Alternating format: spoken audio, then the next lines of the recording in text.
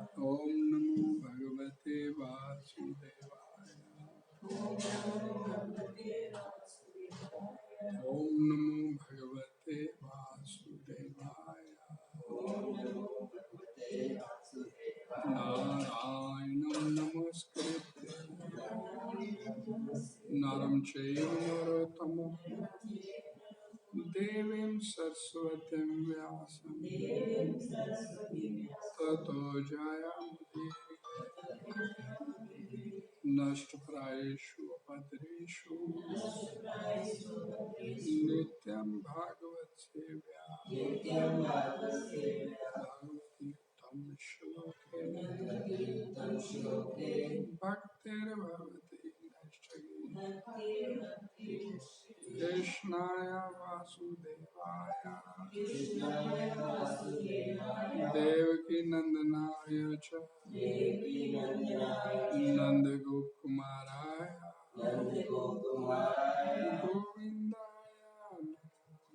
गोविंदाय चर्चा करेंगे श्रीमद् भागवतम स्कंद 1 अध्याय 17 श्लोक संख्या नंबर 31।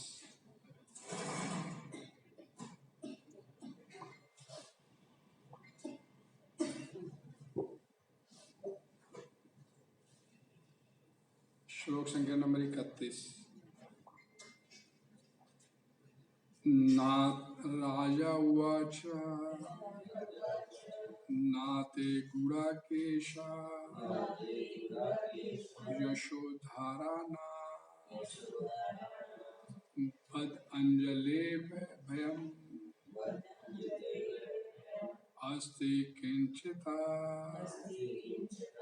नावर्तितव्यम् भवता कथंचन क्षेत्रे मदीये त्वम् अधर्म बंधु। इस श्लोक का हिंदी अनुवाद इस प्रकार है।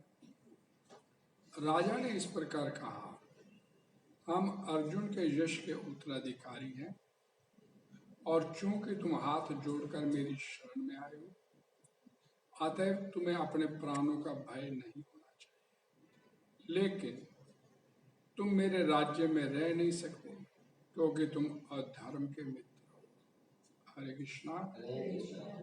राजा ने इस प्रकार कहा, हम अर्जुन के यश के उत्तराधिकारी हैं और चूंकि तुम हाथ जोड़कर मेरी शरण में आए हो, अतः तुम्हें अपने प्राणों का भय नहीं होना चाहिए। लेकिन तुम मेरे राज्य में रह नहीं सकते क्योंकि तुम अधर्म के मित्र हो। हरे कृष्ण। इस श्लोक का हिंदी तात्पर्य श्रील प्रभुपाद जी द्वारा लिखा हुआ सरल स्पष्ट है। आपसे प्रार्थना है, ध्यान से पढ़िएगा, ध्यान से सुनिएगा। सभी प्रकार के अधर्मों के मित्र कली को क्षमा किया जा सकता है यदि वह आत्मसमर्पण करता है, लेकिन उसे किसी भी दशा में उसे कल्याण राज्य के किसी भी कोने में नागरिक के रूप में रहने नहीं दिया जा सकता। पांचों पांडव भगवान श्री कृष्ण के विश्वास पात्र प्रतिनिधि थे, जिनके कारण ही वास्तविक रूप से कुरुक्षेत्र का युद्ध अस्तित्व में आया। लेकिन यह उनके किसी निजी स्वार्थ के लिए नहीं था। वे चाहते थे कि संसार में महाराज युधिष्ठिर तथा उनके वंशज महाराज परीक्षित जैसे आदर्श राजा राज्य करें। अतः महाराज परीक्षित जैसे उत्तरदायी राजा अपने राज्य में अधर्म के मित्र को पांडवों की कीर्ति का मूल्य चुकाकर फूलने फलने की अनुमति नहीं दे सकते थे। राज्य से भ्रष्टाचार उन्मूलन करने का यही एकमात्र उपाय है, अन्य कोई उपाय नहीं है। अधर्म के मित्रों को देश से निकाल दिया जाना चाहिए, इससे राज्य भ्रष्टाचार से बच सकेगा। हरे कृष्णा। ओम अज्ञानतिमिरन्धस्य ज्ञानाञ्जनशलाकया तस्मै श्री चैतन्य मनोभीष्टं स्थापितं येन स्वयं रूपा कदा वन्देऽहं श्री रूपं साग्रजातं साद्वैतं सावधूतं श्री राधा कृष्ण नमो विष्णुपदाय कृष्ण श्रीमते भक्ति वेदांत स्वामी नमस्ते सरस्वते देवे गौरवाणी निर्विशेष शून्यवादी हे कृष्णा करुणा सिंधु दीनबंधु जगत गोपेश गोपिका कांत राधा कांत तप्त कंजन गौरांगी श्री राधे वृषभान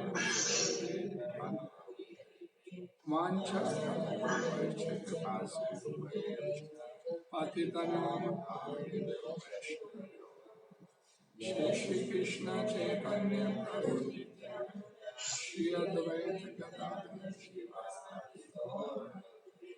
हरे कृष्ण कृष्ण कृष्ण हरे राम ग्रंथराज भागवत जगत गुरु राजा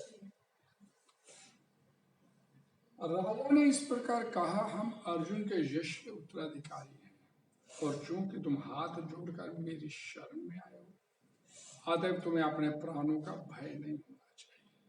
लेकिन तुम मेरे राज्य में नहीं रह सकते क्योंकि तुम अधर्म के मित्र हो। महाराज परीक्षित यहाँ पर एक बात को क्लियर कर रहे हैं कि पहली बात क्या है इसमें कि कलियुग, कली का उसने समर्पण कर दिया महाराज परीक्षित के आगे, हाथ खड़े कर दिए, मैं बाप की शरण में हूँ। तो महाराज परीक्षित उनसे बोलते हैं कि तुम्हें अपने प्राणों का भय नहीं होना चाहिए। लेकिन दूसरी बात जो महत्वपूर्ण है कि तुम मेरे राज्य में रह नहीं सकते क्योंकि तुम अधर्म के मित्र हो। कलियुग चूंकि आना था और सिम्टम्स उसके कलियुग के सिम्टम्स राज्य में दिखने शुरू हो गए थे। हम देखते हैं जब महाराज परीक्षित शिकार खेलने के लिए गए, वहाँ शमिक ऋषि के आश्रम में उन्होंने सांप डाला और श्रृंगी मुनि उनके पुत्र ने उनको शापित किया कि 1 सप्ताह के भीतर आपकी तक्षक सांप के डसने से मृत्यु हो गई। तो हम पढ़ते हैं इसमें श्रीमद् भागवतम पुराण में प्रभुपाद जी अपने पपट में लिखे कि जो महाराज परीक्षित थे इतने अच्छे भक्त थे, he can counter the curse, उस शाप को निरस्त करने का उनके अंदर क्षमता थी, शाप को निरस्त किया जा सकता था। लेकिन उन्होंने शाप को निरस्त नहीं किया, उन्होंने शाप को स्वीकार किया। स्वीकार करने के पीछे कारण क्या था? उनको मालूम था कि अब कलयुग ने आना ही है, अब द्वापर युग की समाप्ति हो गई, अब कलयुग ने आना है, ये विधान है कि कलयुग आएगा। तो उन्होंने कलयुग को इसलिए कि उन्होंने एक्सेप्ट किया ही आने दो कलयुग। लेकिन उन्होंने साथ ही जब कलयुग सामने बात हो रही है और सामना सामना हो रहा है, तो कह रहे मेरे राज्य में तेरे को फलने फूलने का अवसर नहीं मिलेगा क्योंकि तू अधर्म के मित्र हो, ये तुम्हारे को फलने फूलने के लिए यहाँ पर जगह नहीं दी जाएगी। और महाराज परीक्षित ये सिम्टम तो शुरू हो गए जब उसे शापित कर दिया गया। एक राजा को शापित, एक ब्राह्मण बालक, वो भी अभी परिपक्व नहीं है अपनी विद्या में, परिपक्व ना होने के बावजूद वो शापित कर रहे हैं। तो ये सिम्टम्स है कलयुग के, कलयुग में ऐसा होने जा रहा है, ऐसा होगा आगे। तो महाराज परीक्षित उस शाप को स्वीकार किए, और लेकिन कलयुग को बोल दिया गया कि फलने फूलने का अवसर नहीं दिया जाएगा। यहाँ पर प्रभुपाद जी ने एक बड़ी बात लिखी है कि पांचों पांडव भगवान कृष्ण के विश्वास पात्र प्रतिनिधि थे, पांचों पांडव। और भगवान जब इस धरा पर आए तो उन्होंने क्या बोला कि धर्म संस्थापना अर्थ आया है, संभवामि जुगे जुगे, मैं आता हूँ धर्म की स्थापना करने। तो उन्होंने ये महाभारत का युद्ध की रचना किया भगवान श्री कृष्ण, और युद्ध शुरू हुआ, जीता, और पांडवों को बिठा दिया गया सिंहासन पे, महाराज युधिष्ठिर को, कि धर्म की स्थापना करने के लिए वो आए थे। और युधिष्ठिर महाराज के बाद, क्योंकि चूंकि ये भगवान श्री कृष्ण के विश्वास पात्र थे, महाराज युधिष्ठिर तो धर्म के अनुसार शासन किया जा रहा था, शासन चल रहा था। महाराज युधिष्ठिर के बाद उनका उत्तराधिकारी परीक्षित महाराज, अभिमन्यु के पुत्र। इसमें विशेष बात क्या थी कि भगवान श्री कृष्ण ने धर्म की स्थापना के लिए युधिष्ठिर महाराज को सिंहासन दिया, क्योंकि भगवान ने मालूम था कि ये व्यक्ति है जो धर्म के अनुसार शासन करेगा, और उसी परंपरा को आगे जीवंत रखा महाराज परीक्षित। यहाँ इसी बात का वर्णन हो रहा है। और इसमें एक बड़ी महत्वपूर्ण बात यह है कि ये राज्य की स्थापना जब हुआ महाराज युधिष्ठिर के राज्य में, तो हम भी उसी के आ रहे हैं, उसी राज्य के तहत हम भी चल रहे हैं। तो भगवान श्री कृष्ण द्वारा स्थापित ये जो राज्य था, धर्म के आधार पर जिसकी बुनियाद धर्म रखी गई थी, उस राज्य को आगे सही ढंग से चल सके, तो उसमें अब वो तो चले गए, परीक्षित महाराज भी चले गए सब। अब हमारा उत्तरदायित्व क्या बनता है? हम भी उसी परंपरा में आ रहे हैं, तो हमारा उत्तरदायित्व क्या बनता है?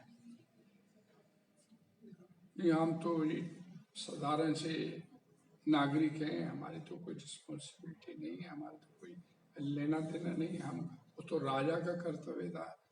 भाई ये तो कलयुग है, अब राजा भी, शास्त्र में बोल दिया गया कि कलयुग में कलो शूद्र संभव, सारे शूद्र होंगे, कोई ब्राह्मण क्षत्रिय वैश्य शूद्र इस बात ही नहीं रह जाएगी।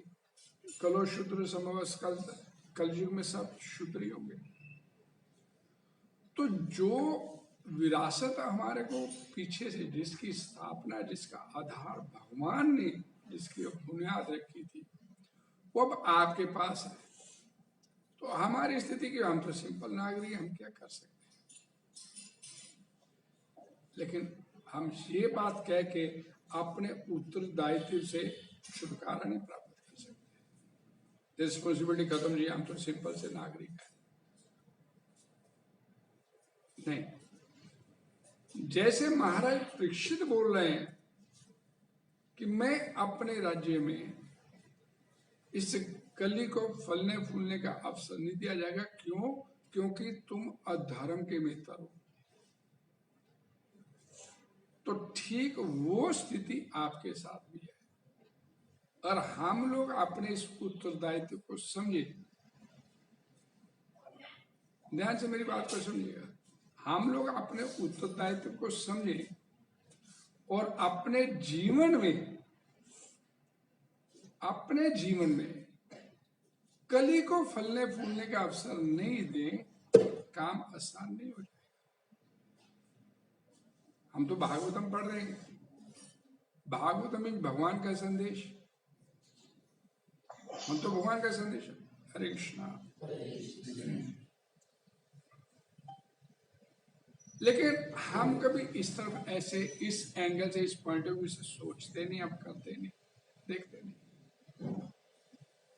ये हमारे, हम तो सिंपल है, बस दुनिया के साथ है, दुनिया गड्ढे में जा रही है, हम भी गड्ढे में चले जाएंगे अपनी।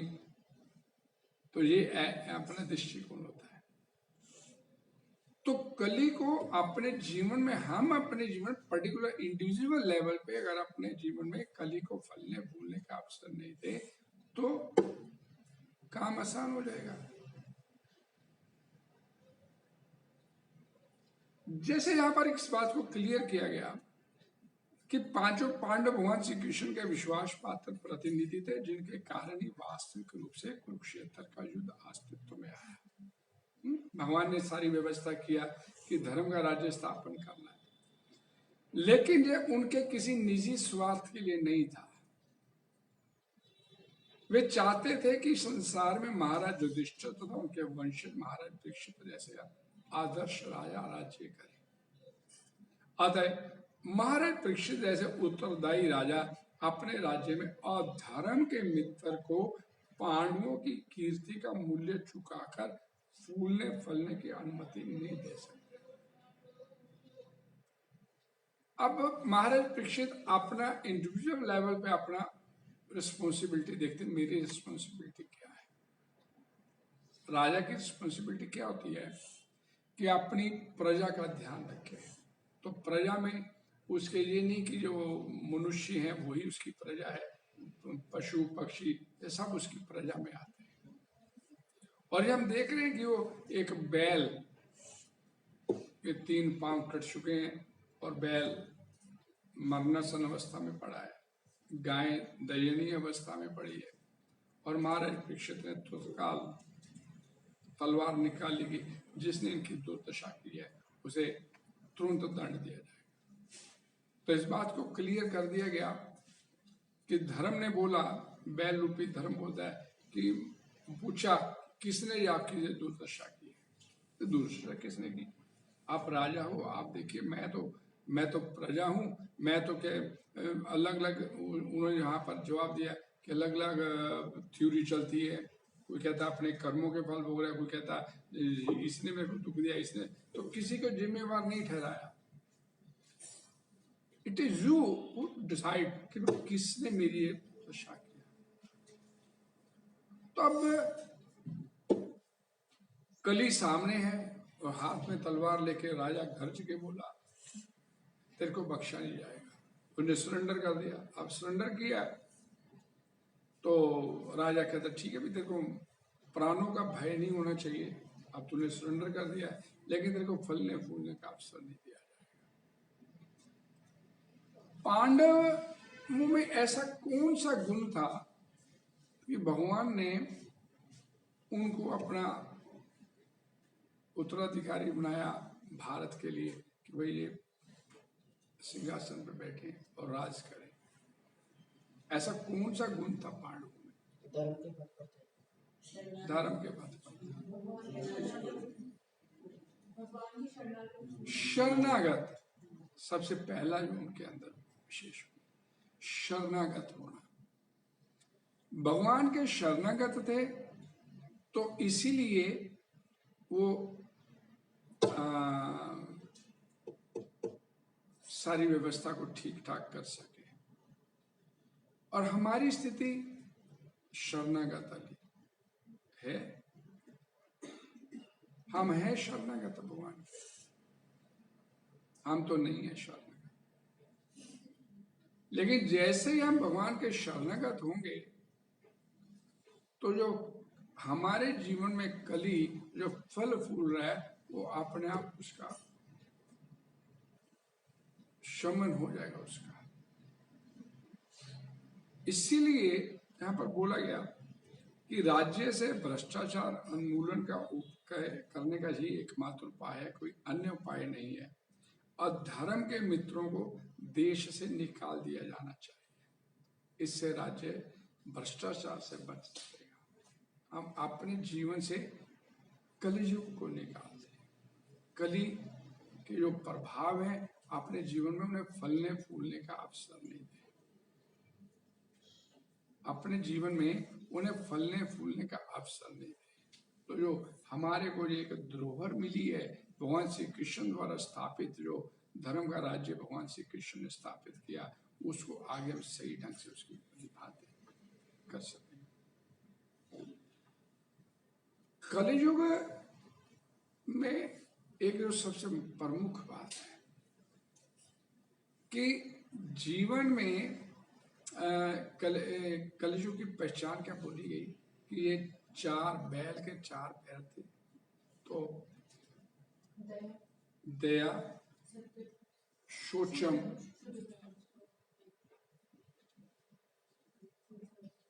देखिए ये हमारी स्थिति है, तपस्या और चौथा सत्यता। ये चारों चीजें हमारे जीवन में नादान है। चारों चीजें हमारे पास नहीं है और चारों चीजों के नहीं होने से हम लोग भी कलयुग के प्रभाव में। तो कलयुग हमारे जीवन में प्रभावी नहीं बन पाए तो भगवान के शरणागत होना है। और शरणागत होने के लिए आपके सब भगवद गीता निकाल लेके आते कि नहीं लेके? 18वां अध्याय, श्लोक संख्या नंबर 66, सर्वधर्मान परित्यज्य मामेकं शरणं।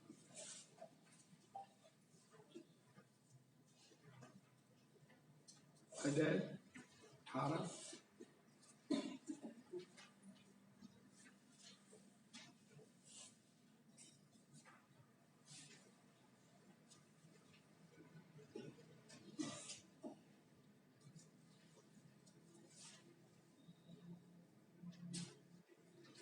हरे कृष्णा कृष्णा कृष्णा हरे हरे, हरे राम राम राम हरे हरे। इसका तीसरा पैरा है हरि भक्ति विलास में 11:6-76 भगवान श्री कृष्ण की शरण ग्रहण करने की विधि का वर्णन हुआ है। ये बहुत आपके काम की चीज है, इसे ध्यान से समझिएगा। भगवान के शरणगत होने की विधि क्या है, कैसे आप भगवान के शरणगत हो सकते। अनुकूलस्य संकल्पा प्रतिकूलस्य वर्जनम रक्षस्य स्थिति विश्वासो गोप्तत्व वर्णम तथा आत्म निक्षेपा कार्पण्य षड्विधा शरणागति। और ये पैरे का लिटरेरी मीनिंग नहीं दिया प्रभुपाद ने यहाँ पर, ये पैरे का प्रैक्टिकल उन्होंने इसका मीनिंग समझाने का प्रयास किया। ध्यान से, भक्ति योग के अनुसार मनुष्य को वही धर्म स्वीकार करना चाहिए जिससे अंततः भगवत भक्ति हो सके। धर्म क्या आपके जीवन का? धर्म की परिभाषा भागवतम पुराण के प्रथम स्कंद के दूसरे अध्याय का 6 नंबर श्लोक 1-2-6 में बोला गया कि धर्म क्या है जीवात्मा का। मेरा धर्म क्या है, आपका धर्म, सबका धर्म क्या है। सब पुंसाम परो धर्मो जत और भक्ति राधोक्ष अहेतु की अप्रतिहता ये आत्मा सुप्रसिद्ध। ये धर्म की परिभाषा कि वो कर्म करने से, वो कर्म जिसको करने से आपके मन में भगवान श्री कृष्ण के प्रति प्रेम उत्पन्न हो जाए, दैट इज कॉल्ड प्रेम। धर्म, धर्म दैट इज कॉल्ड धर्म। और वो जो कर्म जिसको करने से आपके मन में भगवान के प्रति प्रेम उत्पन्न होता है, वो कर्म कैसा होना चाहिए? कैसा होना चाहिए? अहेतु की अप्रतिहता, अहेतु की बिना किसी लालच के नहीं, और अप्रतिहता अखंडित, वो कर्म, वो आपका धर्म है जिसको करने से आपके मन में भगवान के प्रति प्रेम उत्पन्न हो जाए, तो दैट इज कॉल्ड भक्ति। वो भक्ति है। और भक्ति कैसे होनी चाहिए? अहेतु की, बिना किसी लालच के। चाहिए कुछ नहीं तेरे से कुछ चाहिए नहीं, मैंने देना है तेरे को, मैंने देना है। और अहेतु की, अप्रतिहता, निजमित नहीं। आज भक्ति किया, अब 4 दिन बात करेंगे। आज 16 माला कर ली, कल को 8 माला कर ली, अप्रतिहता। और वो कर्म जो भक्ति में कर्म है जी अला, इसको करने से आपके मन में भगवत प्रेम पैदा होता है। उसके लक्षण क्या है? सबसे प्रमुख लक्षण, जो आत्मा सुप्रसिद्ध, आत्मा प्रफुल्लित हो उठे, आत्मा प्रमुदित हो, आत्मा प्रसन्न, तृप्त रहे, वो करने। अब ये करते हैं, भक्ति करते हैं, टेंशन भी रहती है, समस्याएं भी रहती हैं, उन्हें कर नहीं रहे। पूछा गया प्रभु से कि भाई भक्ति कैसे होनी चाहिए? इस 16 माला जाप और 4 नियमों का पालन। सबसे पहले तो ये करो, ये करने से, 16 माला जाप करने से और 4 नियमों का पालन करने से क्या हम लोग भगवत धाम पहुंच जाएंगे? नो।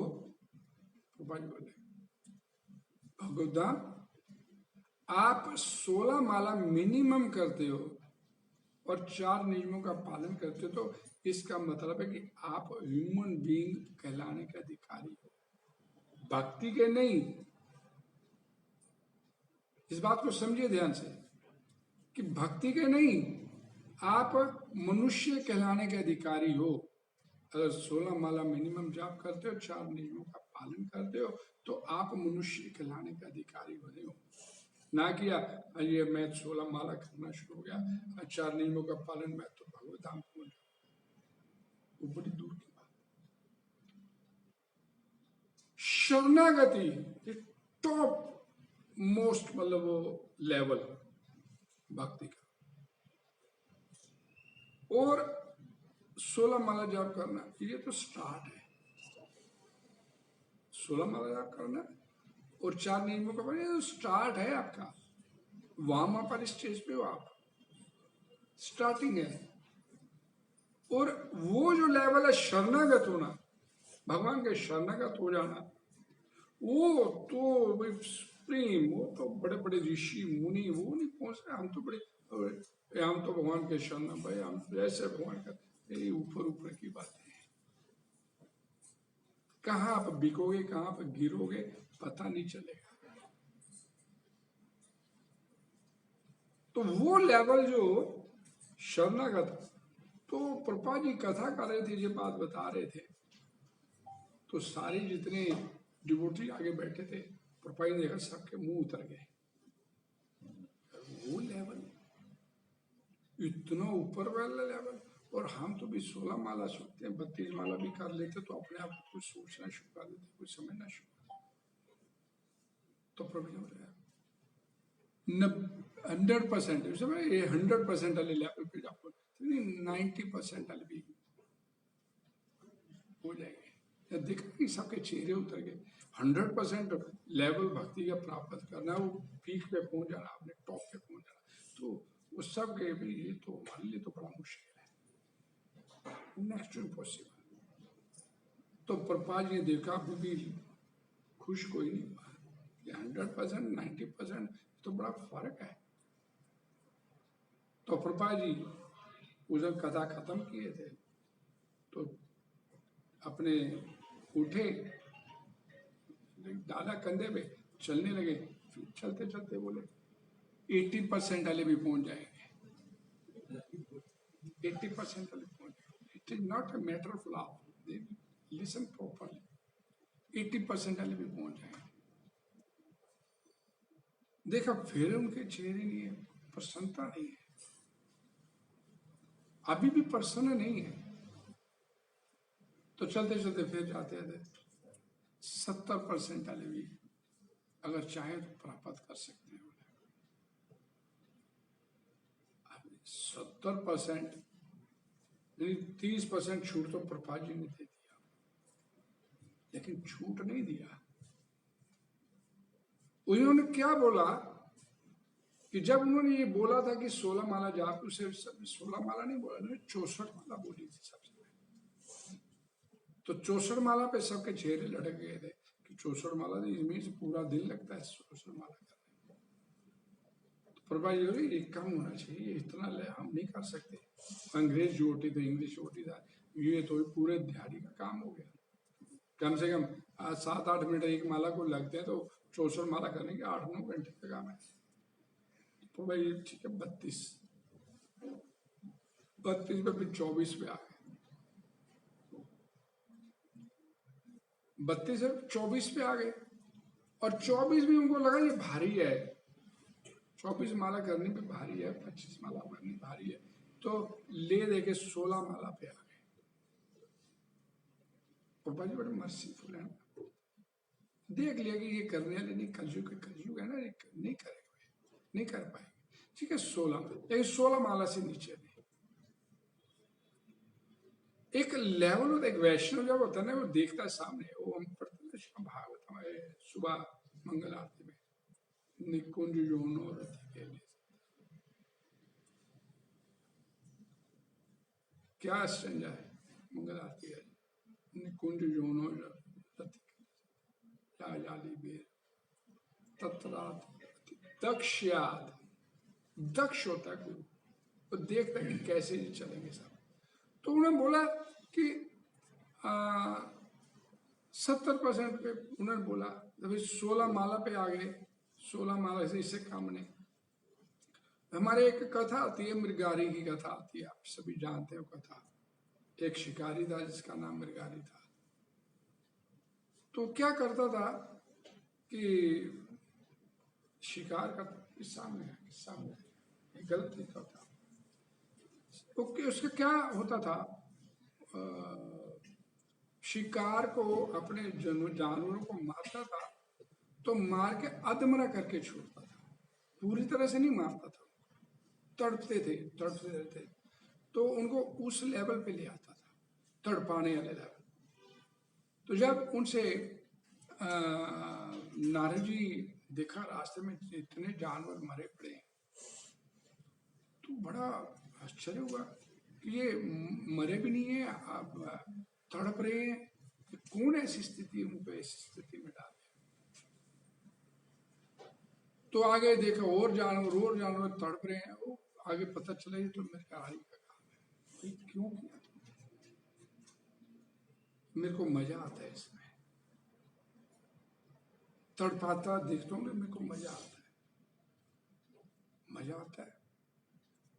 अब उस नारजी तो सबसे बड़े वैष्णव है, बड़ी दया आ गई उसको, इसका क्या करें। तब वो क्या बोलते हैं उसको, ये नहीं बोलते हैं कि तुझे क्यों कत्ल कर रहा है, तू क्यों तूने मार दिए, पाप कर रहा है। पहले उसको ये सब क्या बोलते हैं, ये शिकारी है, इसका काम है, इसका पेशा है। तो उसको सीधा क्या बोलते हैं, एक तो कुछ सवाल बोलो, ये तड़पाने वाला काम है, ये छोड़ दे, सीधा गला काट। एक वैष्णव ये सलाह दे रहा है, सीधा गला काट, मार, ये नहीं, तड़पाने वाला काम नहीं। और फिर जब उसको लगा ये सामने वाला व्यक्ति, तो उसकी बात उसके दिमाग में बैठी, तो फिर भक्ति का पहले लेसन नहीं दिया उसे, सीधा मार दे, कत्ल कर इनका, तो तू और पाप कमा रहे, मन में सोचे। तो फिर उसको समझाना शुरू किया कि तू किस लिए कर रहा है, ये पाप है, मेरे को क्या पता ये पाप है, मेरा तो पिता भी यही काम करता, मेरा दादा भी यही काम करता था, मैं तो विरासत में मिला ये पाप करने लगा। तो आप इसे पाप समझते हो तो ये विरासत में मिली मेरे को, ये पाप है। पाप क्या होता है, सिंफुल लाइफ क्या होती है, मेरे को पता, आई डोंट नो। तो फिर जब उसको इस तरह से समझाना शुरू किया, तो फिर उसकी लेके आए इसको सीधा रास्ते। तो वैष्णव जो होते हैं बड़े मर्सीफुल होते हैं, किस तरीके से इसको हमने मोल्ड करना है वो जानते हैं सामने वाले व्यक्ति। तो उस समय जब प्रभुपाद जी ने बोला कि 16 माला से कम नहीं, फिर 16 माला तो करनी पड़ेगी। तो 16 माला करके 16 माला करके आप भगवत धाम नहीं प्राप्त हो जाएगा। 4 नियमों का पालन कर रहे हो तो भगवत धाम नहीं प्राप्त होगा। आपकी स्थिति क्या होगी कि अगर वो लेवल आप चाहते हो तो वो शरणागत, पूर्ण शरणागति उसमें चाहिए। और पूर्ण शरणागति उस लेवल को प्राप्त करना, ये प्रभुपाद जी क्या बोलते हैं। अध्ययन से देखिए, ये आप सोचेंगे ये तुम्हारे ऊपर की बातें हैं, ये समझ नहीं आएंगे। इस समाज में अपनी स्थिति के अनुसार कोई एक विशेष कर्म कर सकता है, लेकिन यदि अपना कर्म करने से कोई कृष्ण भावना अमृत तक नहीं पहुंच पाता तो उसके सारे कार्यकलाप व्यर्थ हो जाते हैं। हम इस सोसाइटी में रहते हैं, तो मैं रहते हुए कुछ ना कुछ कर्म करते ना, जीविका कमाने का कर्म है, जीविका कमाते हैं। वो कहते हैं कि अगर वो कर्म करते हुए आपको भक्ति का जीविका कमाते हुए आप कृष्ण भावना अमृत के उस पीक लेवल पे नहीं पहुंचते। पीक लेवल क्या है कि आप अपनी जीविका कमाते हुए भगवान श्री कृष्ण को विस्मरण कर देते हो जाते हैं, करनी तो हो जाते हैं, दिमाग में भगवान नहीं रहते, उस लेवल पे नहीं पहुंच पाते। तो क्या बोला, तो उसके सारे कार्यकलाप व्यर्थ है और जीविका कमाना भी व्यर्थ है उसका। फिर वो जीविका कमाने वाला जो काम कर रहा है, कोई नौकरी कर रहा है, कोई जो किसी भी बिजनेस कर रहा है, जो उस काम को छोड़ दे इससे। क्योंकि शरणागति के उस लेवल तक पहुंचने के लिए ये 6 जो बातें ऊपर बताई जिन्होंने अभी आप लोगों को पढ़ाई, उस लेवल पे पहुंचना it's not an easy job. तो कह रहे कि अपना वो काम धंधा छोड़ दे और मनुष्य को विश्वास होना चाहिए ना, जिस कर्म से कृष्ण भावना अमृत की पूर्ण अवस्था न प्राप्त हो सके उस कर्म को करने से बचना चाहिए। छोड़, मनुष्य को विश्वास होना चाहिए कि भगवान श्री कृष्ण समस्त परिस्थितियों में उसकी सभी कठिनाइयों से रक्षा करेंगे।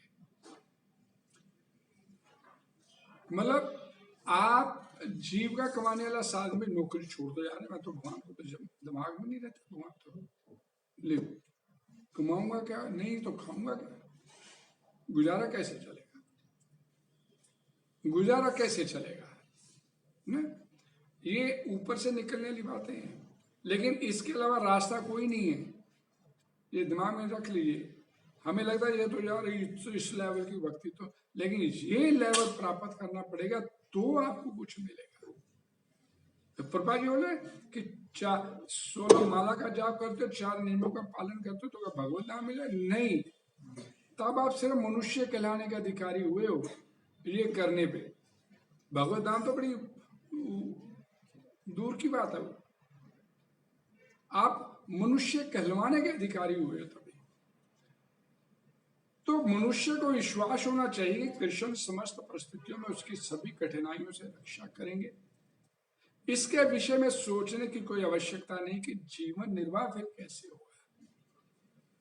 नौकरी छोड़ दिया फॉर एग्जाम्पल, या बिजनेस छोड़ दिया, वो करने से भगवान नहीं याद रहते, वो छोड़ दो भाई, लिखा शास्त्र बोलते हैं, प्रभुपाद जी ने बोला भाई छोड़ दो ये धंधा, नौकरी छोड़, तो फिर ये दिमाग कि जीवन का निर्वाह कैसे होगा। तो अब आगे उसका जवाब दिया जा रहा है कि भगवान श्री कृष्ण इसको संभालेंगे। मनुष्य को ये सोचने की ना, मनुष्य को चाहिए कि वह अपने आप को असहाय निसहाय माने और जीवन की प्रगति के लिए भगवान श्री कृष्ण को ही अवलंब समझे। अवलंब का मतलब एकमात्र सहारा मेरा कृष्ण ही है और कोई नहीं, एकमात्र सहारा कृष्ण ही है। मैं एक सिंपल सी एग्जांपल हमेशा देता हूं आप लोगों को कि मैं एक दुकानदार के पास नौकरी करता हूं, तो मैं दुकानदार की सेवा करता हूं, तो दुकानदार मेरे सेवा के बदले में मेरे को 10-20 हजार रुपये तनख्वाह देता है। भाई इसकी अपनी भी जरूरतें हैं, ये भी पूरी करेगा। तो वो एक सिंपल सा व्यक्ति दुकानदार, वो मेरे को मेरी सेवा लेता है, तो मेरे को उसके बदले में 10-20 हजार मेरी जरूरतों का ध्यान रखता है।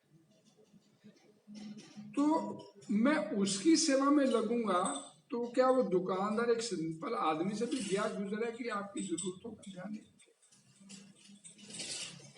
सिंपली सोचिए कि वो एक आम आदमी से भी गया गुजरा है वो ऊपर वाला, कि आपकी जरूरतों का ध्यान नहीं रखेगा।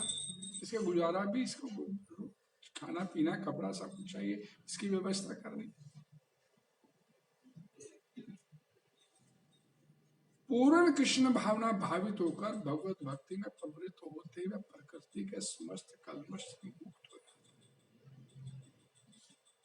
ये लेवल जब आपका आ जाएगा, ये लेवल जब आपका आएगा, तो बात बनने के आसार है। तो प्रभुपाद बोले 70%। तो उन्होंने क्लियर क्या किया, 70% तक भी आप एफर्ट्स करोगे तो बाकी के 30% भगवान अपने आप को ले चले। भगवान को तो पता चलना चाहिए कि आप कितने सीरियस और सिंसियर हो। उसको भी तो पता चलना चाहिए ना। भाई सिंपल सी एक बात है, हम बड़ा अपने आप को धार्मिक बोलते हैं, हम लोग इंक्लूडिंग मी, हम लोग अपने आप को बड़ा धार्मिक मानते हैं। और भगवत गीता में भगवान श्री कृष्ण बोलते हैं, ये यथा माम प्रपद्यन्ते तांस तथा भजामि। तो जिस भाव से, जिस संबंध से, जिस अनुपात से मेरी तरफ चलेगा, उसी भाव से, उसी संबंध से, उसी अनुपात से मैं तेरी तरफ चलूंगा। तेरे पास जो कुछ है अपना तू मेरे को दे दे, मेरे पास जो कुछ है मैं तेरे को अपना दे दूंगा। सिंपल ना। ये यथा माम प्रपद्यन्ते तांस तथा, यथा तथा, जैसे को तैसा। तू जैसा करेगा मैं वैसा तेरे साथ करूंगा। तू जितना मेरे साथ करेगा उतना मैं तेरे साथ करूंगा। तो तेरे पास जो कुछ है तू अपना मेरे को दे दे, और मेरे पास जो कुछ है मैं अपना तेरे को दे दूंगा। अब इस बात को ध्यान से सुनिए कि ये एक लेवल है। हम क्या अर्पित करते हैं भगवान को, बताइए क्या करते हैं? भाई मंदिर आए तो 101 का प्रसाद चढ़ा दिया। 101 कहां से आया?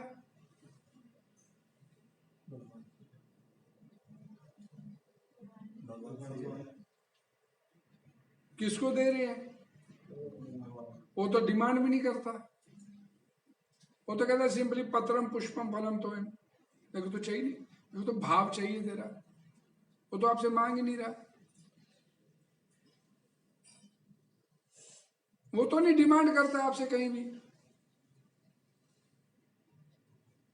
तू अपने आप को मेरे को दे दे, मैं अपने आप को तेरे को दे दूंगा। तू अपने आप को मेरे को दे दे। और वो लेवल तो नहीं है अपना। कथा सुनते नींद आनी शुरू हो जाती। तू अपने आप को मेरे को दे दे, मैं अपने आप को दे। भाई इससे सस्ता सौदा और क्या हो सकता है?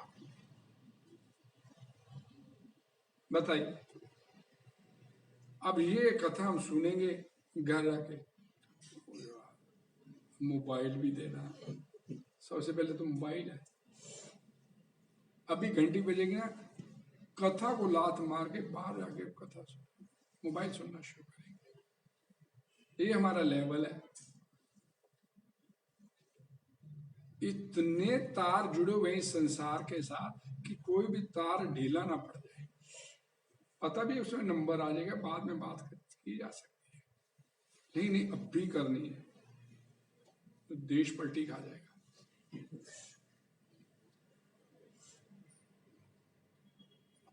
धर्म की विविध विधियां हैं और ज्ञान, ध्यान, योग आदि जैसे शुद्ध करने वाले अनुष्ठान हैं, लेकिन जो कृष्ण के शरणागत हो जाता है उसे इतने सारे अनुष्ठानों के पालन करने की आवश्यकता नहीं है, फिर उसे कुछ करना नहीं है। अनुकूल भाई हर इस संसार की जो वस्तु आपके पास है, अगर वो भक्ति करने में आपको सहायता दे रही है तो यूज इट। प्रभुपाद ने क्या यूज नहीं किया? अब हमारे लिए तो आज भी सपना है लिमोजिन गाड़ी। लिमोजिन गाड़ी आज भी सपना है। 1965 में लिमोजिन गाड़ियों में घूम रहे वो प्रभुपाद जी, हमारे लिए आज भी सपना है। लेकिन गाड़ी का इस्तेमाल किस लिए किया? कृष्णा की प्रीचिंग करने के लिए, अपने यूज के लिए नहीं किया। और पूछा गया जापान में इतना भव्य सिंहासन आपके लिए इस्तेमाल किया गया है, इतना पता चलता है ऐश्वर्य। एक साधु संत को, सन्यासी को ये ऐश्वर्य ठीक लगता है? मैंने क्या बोला था मेरे लिए 2 आसन बना के दो, मैंने नहीं डिमांड की, लेकिन इन्होंने अगर मेरे लिए बनाया है तो इनका कल्याण होगा। एक संत महात्मा गुरु जो होता है आपको क्या दे सकता है? गुरु क्या देता है? आपको जीवन की वो सबसे दुर्लभ वस्तु प्राप्त करवा देता है जिसकी हम कल्पना भी नहीं कर सकते। इस संसारिक चक्कर से निकाल के आपको ले जाएगा अपने घर, और हम जहां रचे मचे हुए हैं, कुछ छोड़ने के लिए तैयार नहीं अपनी तरफ से। भगवान कृष्ण की शरण में जाने मात्र से वह व्यर्थ समय गंवाने से बच जाएगा। शरणागति इज द अल्टीमेट। वो ये बात भगवान ने भगवद गीता यहां पर आके समाप्त कर दिया, माम एकम शरणम व्रज, मेरी एकमात्र शरण में आ जा। ये मना नहीं किया गया कि ये मोबाइल है, लेकिन इस मोबाइल का, ये गूगल का, ये सभी चीजों का इस्तेमाल कृष्णा की उसके लिए करिए, ओके चलेगा। लेकिन उसका इस्तेमाल हम करते हैं क्या पूरी तरह? उसके लिए नहीं करते। प्रतिकूल जो आपकी भक्ति के खिलाफ है उसे तो पहले पकड़ते हैं। ऐसे ऐसे लोग हैं दीक्षा ले लिए और उसके बाद भी लहसुन प्याज खा रहे हैं, छूटता नहीं, भाई जाना जरूर था। एक संत महात्मा का आपको खराब कर रहे हो, कहाँ कौन सी आपको जगह मिलेगी आप सोच ही नहीं सकते। तो ये एक्चुअल मीनिंग है जो मैंने ये शरणागति का जो प्रपात में श्लोक दिया 18वें अध्याय के 4, ये एक्चुअल मीनिंग है इसका, जो प्रैक्टिकल आपको मैं समझाने का प्रयास कर रहा हूं। ये लेवल नहीं प्राप्त होगा तो कुछ मिलने का नहीं है। ये अगले जन्म में हो जाएगा, उससे अगले जन्म में हो जाएगा। और उस लेवल को प्राप्त करने का साधन क्या है? शरणागति को से सॉरी मैं हमने बोला नहीं, टाइम हो गया। हरे कृष्ण। उस लेवल को प्राप्त, मैं आप 1 मिनट में खत्म कर रहा हूं। उस लेवल को प्राप्त कैसे करना है? एक ही रास्ता, चैंटिंग, चैंटिंग प्रॉपरली। और कोई अल्टरनेटिव नहीं है। ध्यान योग, ज्ञान योग, यही योग, वो नहीं चलेगा। एक ही रास्ता है, वो रास्ता यही है कि चैंटिंग और क्वालिटी चैंटिंग। उस शरणागत के लेवल पर पहुंचने के लिए एक रास्ता चैंटिंग, और कोई रास्ता नहीं है, कोई चॉइस नहीं है हम लोगों के पास। जितना अधिक से अधिक अच्छे से अच्छे चैंटिंग, और उस लेवल पर पहुंचना ही है। और आपके पास भगवत धाम जाने के लिए और कोई रास्ता भी नहीं है, और कोई तरीका भी नहीं। कल करेंगे इसके आगे डिस्कशन। हमारी इच्छा होती कि चैंटिंग, ये कीर्तन और चैंटिंग एक ही बात है, ये जरूर हो जाए। हरे कृष्ण। कोई सवाल हो तो बाद में बात कीजिए।